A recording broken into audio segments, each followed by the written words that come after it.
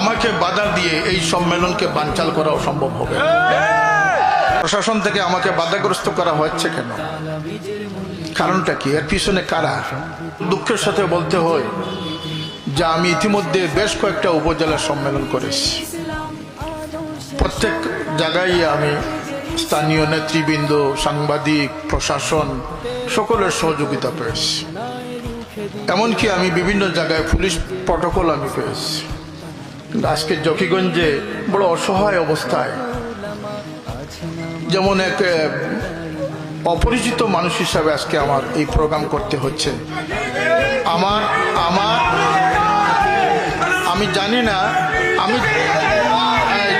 আমি জানি না যে আজকের এই এত সুন্দর নুরানি পরিবেশের একটা মাহফিল, যেটি সকল মুমিনের কাম্য হওয়া উচিত।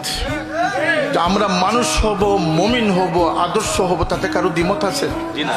এটা নিয়ে গাত্রদাহ কেন? গায়ে জ্বলে কেন? প্রশাসন থেকে আমাকে বাধাগ্রস্ত করা হচ্ছে কেন? কারণটা কি? এর পিছনে কারা? যার যা কিছু বলতে পারো, থামবে না এ গান, গাইবই মোরা আউলিয়া একরাম বুজুর্গানের গান। আমাকে বাধা দিয়ে এই সম্মেলনকে বানচাল করা অসম্ভব হবে।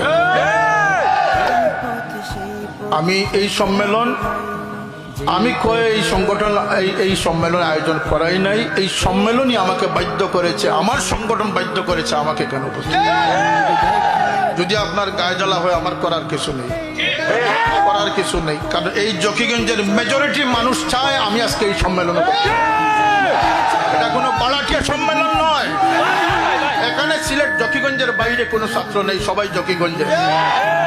সুতরাং এখানে ইতরামি করে আর কূটকৌশল করে। আরেকটা বিষয় মনে রাখবেন, ইসলামকে কূটকৌশল করে কোনোদিনই ইসলামকে বিজয়ী করা সম্ভব হয় নাই, হবেও না।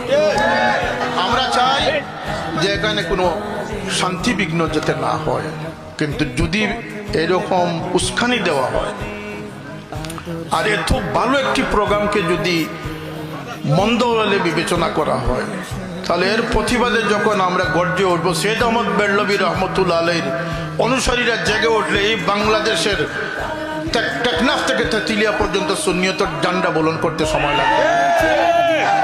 সুতরাং ভালোকে ভালো বলতে হবে, মন্দকে মন্দ বলতে হবে। অনিয়ম অশৃঙ্খলার বিরুদ্ধে কথা বলতে গেলে যদি আমাদেরকে বাধা দেওয়া হয়, সেই বাক স্বাধীনতা হরণ করার ক্ষমতা কারো ছিল না, আগামীতেও থাকবে না।